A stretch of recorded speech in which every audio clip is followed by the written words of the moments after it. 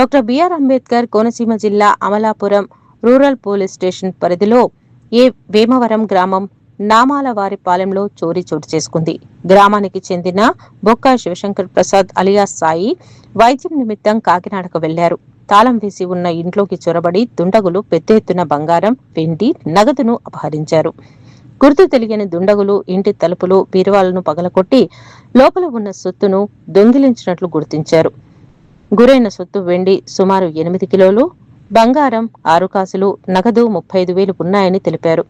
బాధితుడి సమాచారం మేరకు అమలాపురం రూరల్ ఎస్ఐ శేఖర్ బాబు సిబ్బందితో కలిసి ఘటనా స్థలానికి చేరుకుని పరిస్థితిని సమీక్షించారు.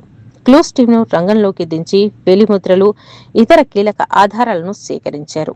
ఈ ఘటనపై కేసు నమోదు చేసి అన్ని కోణాల్లో ముమ్మర దర్యాప్తు జరుపుతున్నామని, నిందితులను త్వరలోనే పట్టుకుంటామని ఎస్ఐ తెలిపారు.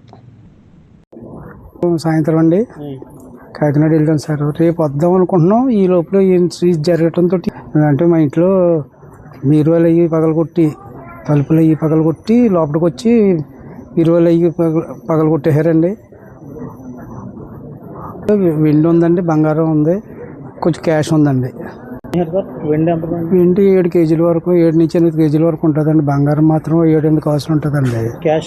క్యాష్ 35,000 అండి. మళ్ళీ సాయంత్రం నేను 5:30కి వచ్చానండి. నేను 5:30కి వచ్చి లైట్లు వేద్దామని తాళం తీసుకుని లోపలికి వచ్చేటప్పటికి అన్ని వెనకాలకి వెళ్ళానండి. వెనకాల లైట్ వేద్దామని అన్ని తలుపులు కూడా తీసేసి ఉన్నాయని, లైట్లు వేసి ఉన్నాయని లోపల.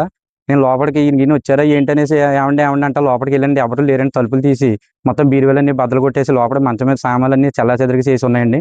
వెంటనే నేను ఏమి ఉంచుకోకుండా నేను బయటకు వచ్చేసి వెంటనే సాయి గారికి, మా గురువు గారికి ఫోన్ చేసి ఇలా జరిగిందండి, దొంగతనం జరిగిందండి, మొత్తం బీరువాలన్నీ బద్దలు కొట్టేశారండి అని చెప్పానండి.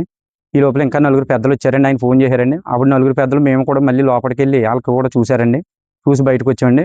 వచ్చేటప్పుడు మళ్ళీ సీ గారి దగ్గరికి వెళ్ళి కంప్లైంట్ ఇద్దాం, ఎస్సీ గారి దగ్గరికి వెళ్ళి అనేసి అన్నారండి. పెద్దలు మేము కలిపి కంప్లైంట్ ఉన్నా కానీ ఎస్సీ గారి దగ్గరికి వెళ్ళామండి.